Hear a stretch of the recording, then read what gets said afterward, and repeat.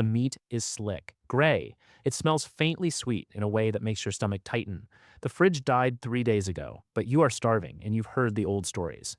Spices covered the taste of rot in the centuries before iceboxes. You reach for the black pepper. You reach for the cloves.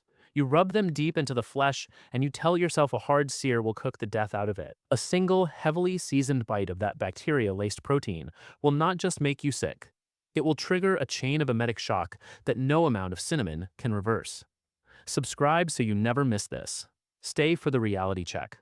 The one thing cooking cannot kill, even after hours of boiling, and it's already inside that meat. Spice 1. Black pepper. The king of masking. You reach for the black pepper. It is the most instinctive spice on the rack. Piperine is the alkaloid that gives black pepper its sharp, pungent heat. When you bite into heavily peppered rotten meat, your trigeminal nerve fires a pain signal that overrides the more subtle sensory inputs of putrefaction. Your brain registers fire, heat, pungency. It does not register the faint ammonia tang of decomposing protein or the sour note of bacterial waste. This is why medieval cooks used pepper so aggressively.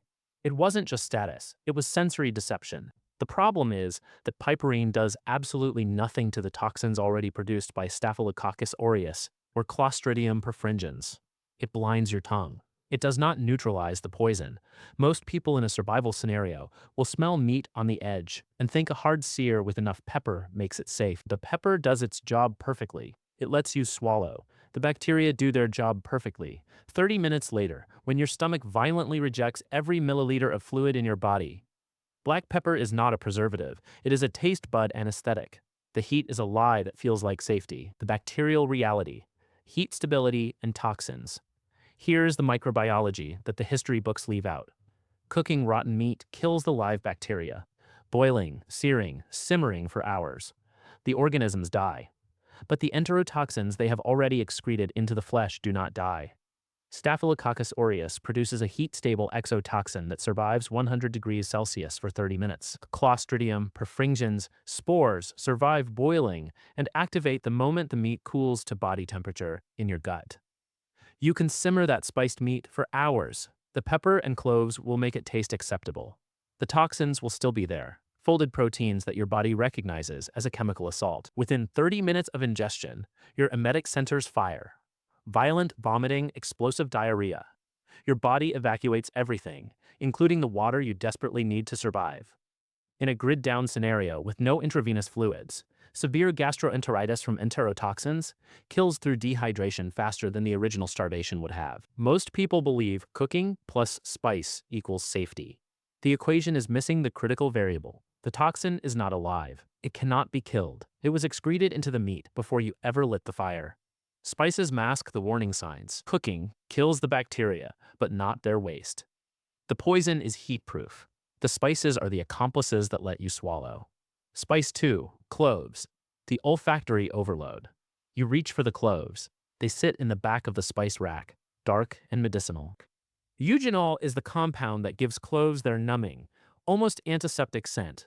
When you crush cloves into rotting meat and simmer it, the eugenol volatilizes and floods your nasal cavity. It is a dominant aromatic. It strips away your ability to detect the faint, sickly sweet odor of decaying tissue. Medieval cooks knew this. They buried aging meat in clove-heavy sauces not just for flavor, but because the smell of clove is so powerful, it overrides every other olfactory signal. Your nose smells medicine, warmth, spice. It does not smell the volatile amines rising from the meat. The problem is that eugenol, at culinary concentrations, is not an antibiotic. It has mild antimicrobial properties in a laboratory at high concentrations. A few crushed cloves in a stew do not sterilize the bacterial colony. They just blind your nose while the bacteria continue to multiply in the warm, moist environment of the simmering pot. Most people associate cloves with holiday cooking and therefore with safety and tradition. You will associate cloves with the mask they wear. The numbing sensation on your tongue is not healing. It is a chemical distraction. The bacteria do not care about tradition. They care about temperature and time. Cloves give you the courage to swallow. They do not give you a pass from the consequences. Here is the reality that the history books and the survival folklore will not tell you over a crackling fire. Before refrigeration, spices did not preserve meat. Salt preserved meat. Smoke preserved meat. Desiccation preserved meat. Spices mask the early signs of decay, while the toxins built up invisibly in the flesh. Black pepper blinds your tongue with heat. Cloves blind your nose with medicinal aroma. They are sensory deception, not food safety. Cooking kills the live bacteria, but the enterotoxins already excreted by Staphylococcus and the spores of Clostridium perfringens survive the boil. You will swallow confidently because the spice tricked your senses. Within 30 minutes, your body will reject the poison with violent, uncontrollable force. In a survival scenario where clean water is already scarce, acute gastroenteritis is a dehydration death sentence. The real survival spice is salt. Salt draws moisture out of fresh meat. It lowers water activity below the threshold where bacteria can reproduce. It cures, it preserves, it prevents the rot from ever starting. If you are holding pepper and cloves in a crisis, you are holding sensory narcotics. If you are holding sensory narcotics, if you are holding salt, you are holding time. Do not confuse the two. Starvation will tempt you to smell the gray meat, reach for the spice rack, and tell yourself the old stories are permission. The old stories are survivor bias. The people who died from spiced rotten meat are not here to tell you their version. Now drop a comment and tell me this. Open your spice cabinet. How much salt do you actually have right now? And is it enough to dry cure the next fresh protein that comes into your possession? Write the amount in the comments. A pound of salt costs less than $1. It is the only spice in that cabinet that fights death instead of hiding it. And in the next video, we are moving from the spice rack to the smoke rack.